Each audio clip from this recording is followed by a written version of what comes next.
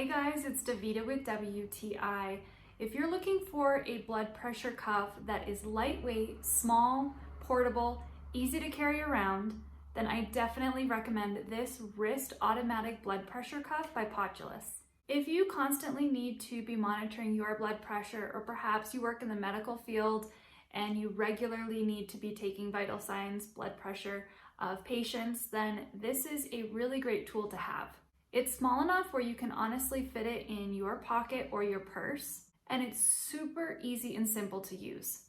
The screen is actually a really decent size, so the numbers are very visible. But for those with a vision impairment, there is a voice broadcast, so it will tell you what your blood pressure is and if it's a good range. Pressure is systolic 122 millimeter of mercury, diastolic 87 millimeter of mercury. Your pulse was... I like that the battery lasts for a long time. With continual use, it says that it lasts between 15 to 20 days. And there's no need to change batteries as this is USB rechargeable. So this is a great item that you can take on the go if you need to measure your blood pressure no matter where you are. If you're outside of your house, it's very, very simple to do so. Anyone can use this. I highly recommend it, and that is my point of view.